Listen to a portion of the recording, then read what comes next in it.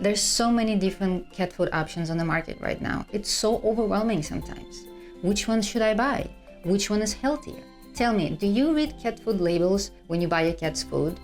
Personally, I think it's essential for us to understand all those weird looking and confusing ingredients on the label. So how do we determine which ones are good and which ones it's better to stay away from? Stay with me and I will show you how to read the cat food label, and you will be more comfortable, knowledgeable, and confident about the food that you're feeding to your cat.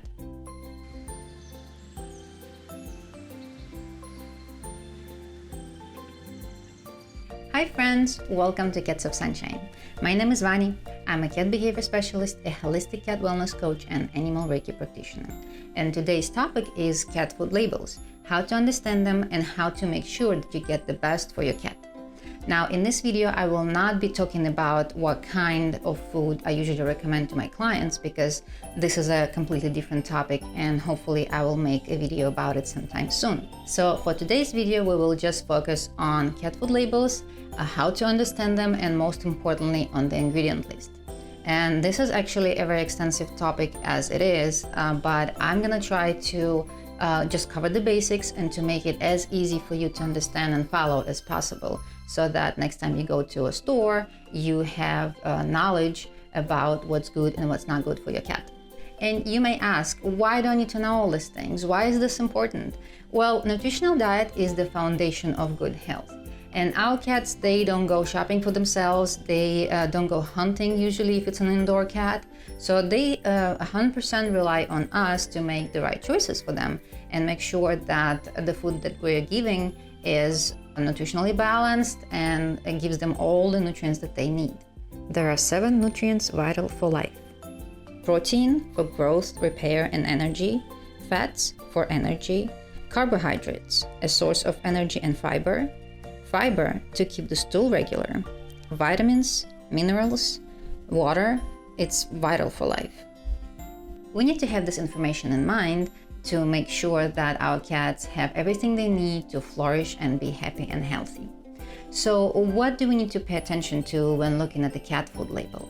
And this information will be the same for any kind of food, for dry, for wet, for freeze-dried raw, or raw. Number 1, life stage. Is this food made for kittens, adults, or seniors? Cats have different nutritional requirements at different stages of their life. For example, kitten food will be more calorie dense, it will have more protein, it will have more fat, so you would not want to feed kitten food to your senior who doesn't need that much fat. Well, they might need more protein, but it doesn't mean that you need to give them the kitten food. And for example, if you have like an overweight cat, of course you don't want to feed them the kitten food, again, because it's very high in fat and protein. Number 2, balanced and complete, or for supplemental feeding. This is very important because most food for supplemental feeding usually consists of 2 or 4 ingredients, and this is of course not enough, it's not complete and balanced for your cat if you're feeding that food on a daily basis. So it's very important to pay attention to that, because sometimes it just looks like a regular can, but it would say it's for supplemental feeding only. So make sure that you use complete and balanced food for your cat's main diet, and you can use the food for supplemental feeding as a treat, as a topper, or just to add a variety and more nutrients. Personally, I think there's this overreaction about cat or dog food being complete and balanced, because in nature, cats or dogs, they don't have every single meal being complete and balanced, because they eat different things throughout the day, and every day they have different things, so they get a variety of proteins and fats and different combinations of minerals and vitamins, and this way they are not getting complete and balanced meal every single day, but what happens is they have variety, and over time they do get their diet to be balanced and complete. And with that being said, I realized that our cats, most of our cats, they don't go outside, especially if they live indoors, so they cannot really pick food that their body craves for, and they rely on us to provide them their food. So I think the best way to do in this situation is, of course, to give them complete and balanced food, just to make sure that they have everything they need, all the nutrients they need. But again, I would add variety to make sure that they have variety of proteins, variety of fats, variety of minerals and vitamins, So this way we're sort of giving them the opportunity to be exposed to more nutrients. Personally, I try to add as much variety as I can to our cat's diet. I try different proteins with different ingredients, and I try different brands that I like and of course that they like. And also I think it's very interesting to pay attention to what your cat might be trying to tell you. Like, for example, they can really like chicken for a while and then they just stop liking it, and you think, oh, the cat became picky, but maybe not. Maybe their body, it had so much of the same thing that they crave something else. And I think this is like a big issue, because we often think that if the food is complete and balanced, that they get everything they need, but it's not necessarily true. As I said, there are different proteins, different fats, different like fruits and vegetables, different oils that we can add to the food. So I think it's important to give your cat as much variety as possible, and just listen to what they're trying to tell you. Like if they used to like chicken shreds and now they like like a beef pate, then it's okay. Maybe they like a change of texture, or they need a different protein. And I always think to myself, like, would I want to eat like pasta with veggies every single day, like for the rest of my life? I don't think so. So again, I don't like always comparing cats to humans, but sometimes it kind of gives me a good perspective. Number 3, finally, let's talk about ingredients. List of ingredients usually go from high to low by weight, but it doesn't really tell you much about quality or digestibility. The more description of the meat there is, I think the better, because it gives us a better picture and understanding what exactly we're feeding to our cats. For example, ground beef with bone versus poultry byproducts. Let's divide most common ingredients in cat food into 2 categories. Category 1 will be good or healthy, and category 2 will be bad or junk. And I'll talk about each one of them as we go. Let's talk about the good and healthy ingredients. Chicken, turkey, beef, or other meat. Organ meats. It could be gizzard, liver, heart, kidney, etc. Ground chicken, turkey, beef, or other meat with or without ground bone. Dehydrated chicken, turkey, beef, or other meat.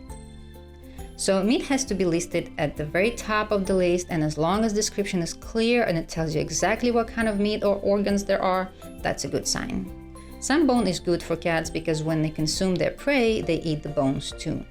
Bones provide minerals and protein, and they are part of the species-appropriate diet. High-quality animal protein provides superior amino acid balance compared to grains, but animal protein can be of high and low quality, so we need to consider that too when choosing cat food brands and looking at their sourcing and values. Whole vegetables and greens. No comments here. Veggies and greens have lots of phytonutrients and antioxidants. Seeds: flax, pumpkin, chia, fenugreek, etc. In the wild, cats get their veggies and seeds by digesting the stomachs of their prey. That's why seeds and veggies are on the healthy list. Each vegetable or seed has their own nutritional properties, but overall it's a healthy addition in a cat's food. Dried kelp. It's rich in vitamins and minerals and has anti-inflammatory properties. Egg or dehydrated egg. They're packed with nutrients like amino acids and have lots of protein, but they're also very dense in calories. Goat's milk. Contains proteins, fats, enzymes, probiotics, vitamins, minerals, and it's great for digestion and overall health. Bone broth. It's nutrient-rich and anti-inflammatory. It supports healthy digestion, joints, skin and coat, and immune system. Probiotics. Lactobacillus, bifidobacterium, etc.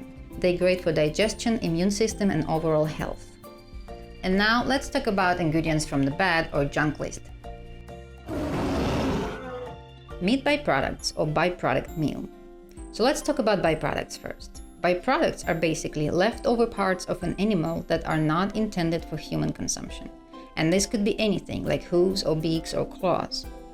Byproducts are usually low in nutritional value unless they're organ meats. There's this popular argument from some popular and usually cheap cat food brands that byproducts are actually good and there's nothing wrong with them, and that byproducts actually mean something like a spleen or kidney or lung or heart, which are organ meats and they are healthy.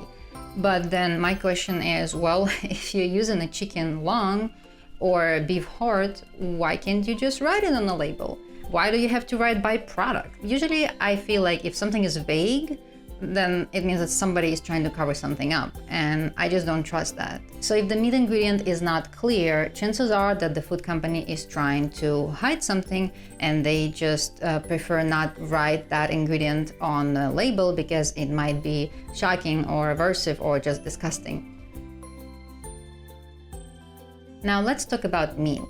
So basically any animal protein ingredient on a cat food label that includes the word meal essentially means that it's a rendered ingredient. And that usually means that it's a very low quality protein and it has very low digestibility. And usually those meat meals or bone meals, they contain very high levels of minerals like calcium, phosphorus, magnesium, and that is not good for your cat. Rendering is a process of slow cooking, usually on very high temperatures for at least 24 hours. After that, all moisture is removed, turning the meat mush into a dry powder. After such extensive heat treatment, there's literally no vital or live nutrients left. And on top of that, they remove all the moisture to make it, like they say, nutritionally dense. But in my personal opinion, it sounds like they're just trying to cover something up. And when I started digging, I found this document from USDA that talks about rendered meat. And let's take a look at that. Carcass removal, a comprehensive review. By their definition, rendering is a process of using high temperature and pressure to convert whole animal and poultry carcasses or their byproducts with no or very low value to safe, nutritional, and economically valuable products.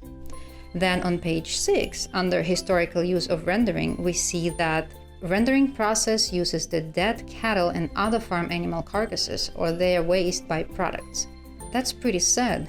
And then on page 26, under carcass rendering end products and their applications, it says that using these products as ingredients in pet food formulations helps sustain the health and extend the life of companion animals. I mean, what? How is this healthy? Poultry usually means flesh or skin of domestic poultry, but again, it's so vague. Why would you do that, I wonder? Ground yellow corn is a filler that adds bulk at a lower cost. It has very little nutritional value and may lower nutritional value of the food as a whole by speeding up transit time in gastrointestinal tract. Corn gluten meal or wheat gluten. Anything with gluten can cause dietary allergies. Soybean meal, soy flour. All these ingredients are most likely genetically modified because currently up to 92% of US corn is genetically engineered, as are 94% of soybeans. And yes, soy and corn could be a good source of protein, but not for cats. Cats cannot digest starch, and their reduced ability to digest and utilize carbs is reflected in their lack of salivary amylase, an enzyme that breaks down starch. So yes, technically adding corn, wheat, soy, rice, legumes, wheat can add the protein content statistically, but in reality, cats cannot utilize them, certainly not as good as animal protein, so essentially it's useless. That's why if your cat food has a grain-free sign, it's a good thing. Potato, rice, generally they're okay, but it's still starch. Potato and rice are better than corn, wheat, and soy. Beans and legumes are generally not the best ingredients for cats. In small amounts, it could be fine since cats eat a variety diet, but too much of beans and legumes can cause an upset to the digestive system. Artificial and natural flavors and colors. No comments here. Any additives including flavorings, colorings, anti-caking agents, or emulsifiers like guar gum, xanthan gum, carrageenan, they are usually added for texture. And salt, all those additives can cause hyperactivity, health issues, and behavior problems. On top of that, usually cat food has some added vitamins and minerals, and they could be either natural or synthetic. And often we see those weird looking names on the label, but in reality, they just stand for a certain vitamin or mineral. For example, thiamine mononitrate. It's a synthetic vitamin B made from coal tar, ammonia, acetone, and hydrochloric acid. Riboflavin. It's vitamin B, could be natural or synthetic. Synthetic riboflavin is made with acetic acid and nitrogen or using genetically modified bacteria and fermentation. Niacin is a synthetic vitamin B3. Nicotinic acid is created using coal tar, ammonia acids, 3-cyanopyridine, and formaldehyde. Pyridoxine hydrochloride is a synthetic vitamin B6, comes from petroleum ester, hydrochloric acid, and formaldehyde. Folic acid is a synthetic vitamin B9, and it comes from petroleum derivatives, acids, and acetylene. Well, you got the idea. Same goes for minerals, so you can see ingredients like zinc amino acid, chelate, potassium chloride, magnesium sulfate, and others. And of course, all those are important minerals and vitamins for your cat, so there's nothing essentially wrong with them, although I prefer to choose natural vitamins and minerals as much as I can. Liking this video? I hope so. If you do, please make sure to give it a thumbs up and please subscribe to my channel, as it helps me grow and reach more awesome and mindful cat parents. Thank you! Let's move to the fourth thing we need to look out for on the label, and it is guaranteed analysis. Guaranteed analysis lists minimum and maximum nutrient content.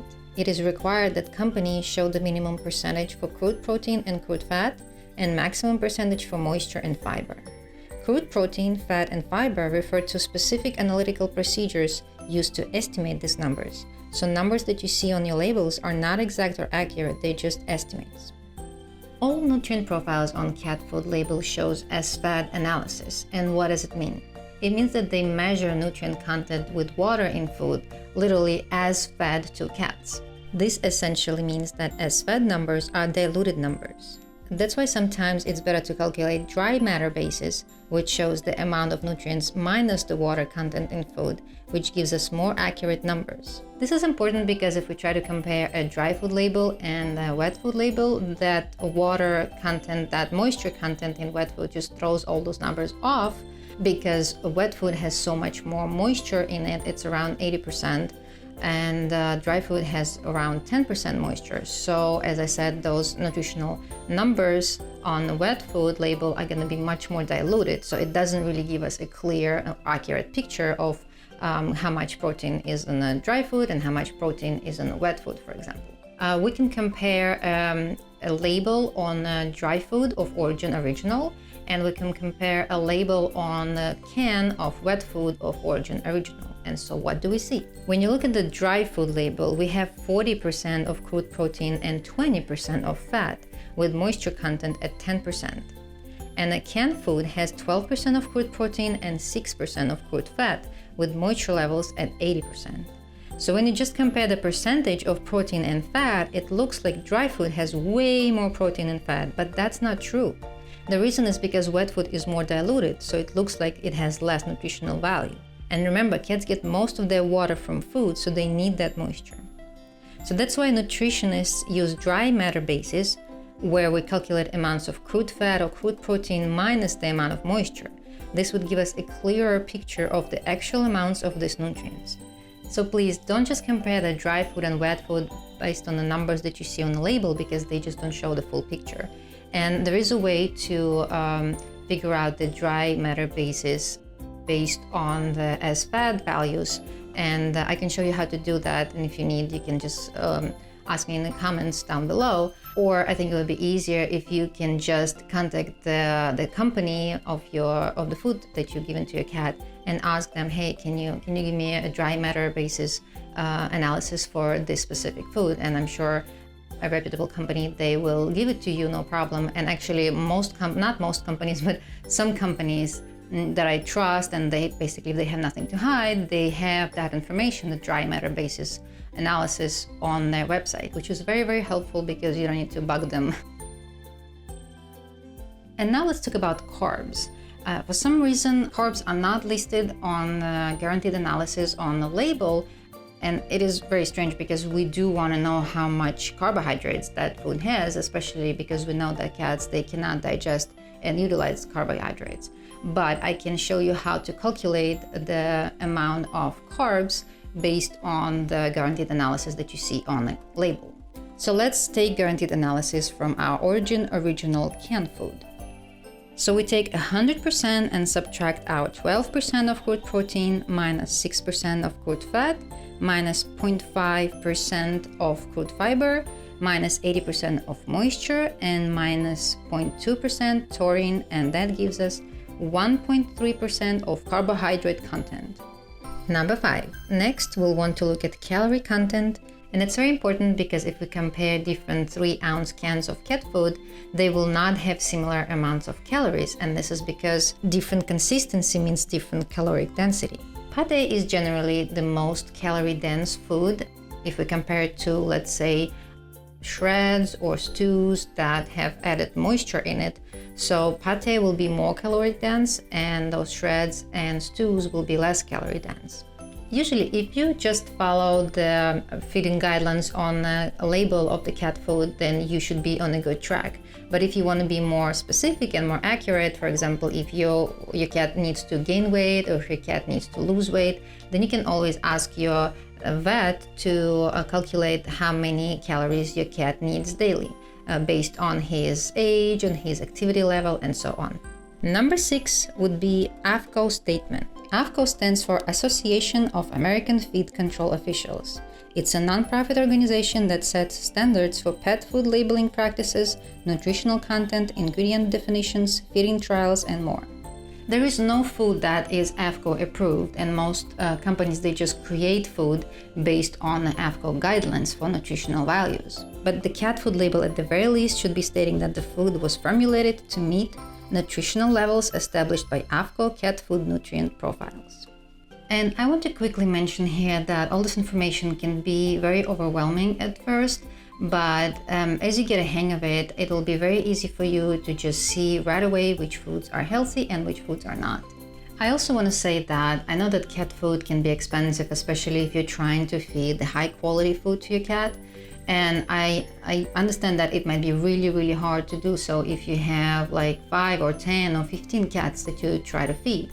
And I think what we can strive for is to do the best we can. Like if we can buy the best food that we can afford, this is already good enough. And honestly, if you have 5 or 10 or 15 cats, I applaud you and you're my hero. I'm not judging people who take care of 10, 20 or 50 cats and have to give them the cheapest food just to help them survive. I think that's okay, and we do what we can, and what matters is that we try. I think people who have such big hearts are true heroes. I always recommend getting the best food you can afford for your cat or cats, even if it's simply switching from dry food to canned food. Wherever you are in your journey with your cat, taking one step closer to a healthy nutrition is good enough. I wasn't feeding our cats raw food straight from the start. It was like a journey for us, actually a long journey, as I was learning and trying to get better and better food for them. Spending a bit more money on higher quality food right now means that you'll save tons of money on the vet bills later, and to me, it's totally worth it. And one last advice that I can give you is don't just look at the label, look at the food itself. Like, how does it look like? How does it smell? Do you see actual pieces of food that you can recognize in it, like pieces of real meat, not just like little chunks made out of powder? Do you see maybe a carrot or some greens?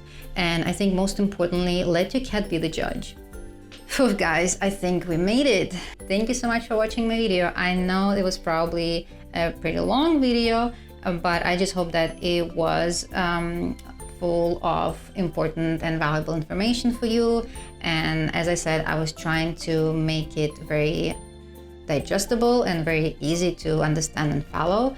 But essentially, it is a very extensive topic, and if you dig deeper, it can get really complicated. So I do hope that this information will help you make better choices for your cats. And again, our goal is just to try to get the best food that we can afford, and that is already good enough. So again, thank you so much, and I wish you and your kitty or kitties lots of happiness, health, and harmony. See you next time. Bye. Oops, and I almost forgot to mention that if you like this video, please make sure to give it a thumbs up and to subscribe to my channel, because it means a lot to me, and this way I can share this information with more mindful cat parents like you are. Thank you so much.